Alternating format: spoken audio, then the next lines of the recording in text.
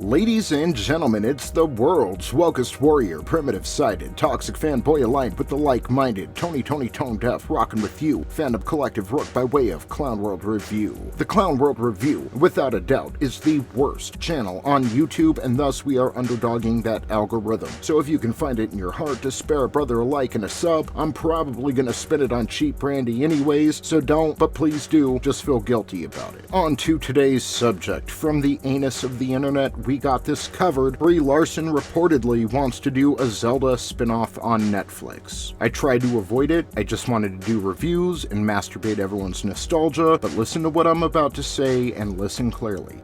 No, we got this covered. Listen to me. I never want to see that combination of words anywhere near each other again. I get it. It's hard out there for the modern day snake oil salesman to make a living. Your creative team sits around trying to sniff out what one another had for dinner the night before, and by the grace of God, your headlines happen to be the product of such a curious process. And that's fine. We live in the United States, and if that's what you want your legacy to be, by all means, you have a right to be assholes. But when you come knocking on the gates of Hylia, it becomes personal.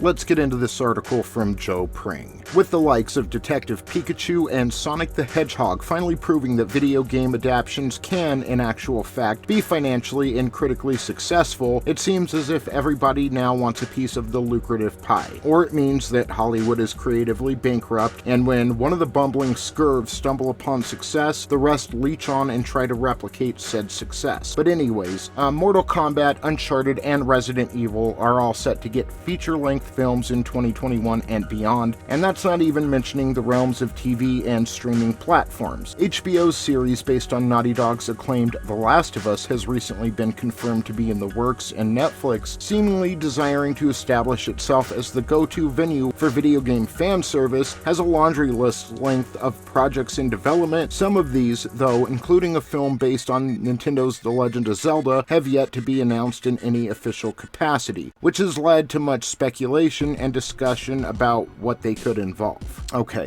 I would love to see The Legend of Zelda translate to other mediums of entertainment if done correctly, but to be done in the form of a feature film, at least at this point, is foolish. This is far too vast of a story to be told as movies, and The Legend of Zelda is not a story that's meant to be told in live action. But for some reason in Hollywood and the video game industry, someone got the idea that escapism means to make everything look and sound as much like our everyday lives as possible, and it truly shows that these are special people that we're dealing with. Anyways, Mr. Pring goes on to write, following on from claims that Brie Larson, an avid gamer herself, has registered interest in playing the titular princess in an adaptation for the streaming site, we've now heard from our sources, the same ones that told us The Witcher prequel is in the works and Extraction is getting a sequel, both of which were correct, that the actress would also like to develop her own spin-off show centered around Hyrule's monarch-to-be, Princess Zelda, and presumably such an offshoot would be set in the same continuity as that of Netflix Legend of Zelda movie, which itself is said to be inspired by the events of The Twilight Princess and Breath of the Wild. I'm gonna say this as nice as possible. Brie Larson, I was slaying Ganon with silver arrows before you were born, sweetheart. I know The Legend of Zelda, and I love The Legend of Zelda. The princess is kind, wise, benevolent, and she respects her subjects as if they were her equals, even though she doesn't have to. That may not be the case with every iteration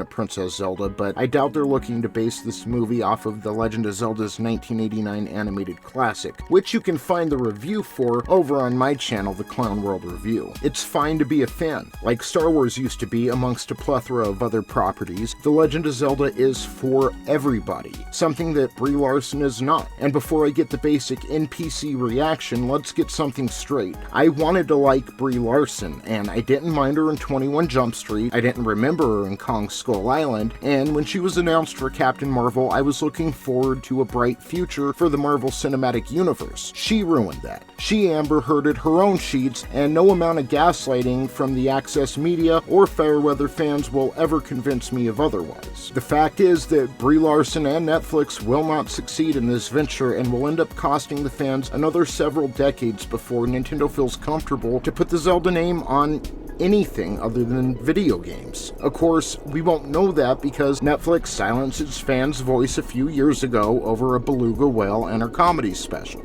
You know, I'm sick of these people shredding the things we love and then blaming us for it. The people who were never fans until the nerds made it cool, and now they want to come in, tear down our heroes, and then rebuild them in their image. Well, I say no. Anyways, that's it for today. I hope you enjoyed this video and that it's got us once again thinking about the direction of the entertainment industry. It's not all bad, but it is spreading, and we need to call it out so that mediocrity doesn't become the normal. We as a species deserve better. So please like this video, tell a friend. Thank you to Mr. Flipped Out, the Rookie Critic, Etepelkuian, and all of the great creators and supporters of the Fandom Collective. Together we rise.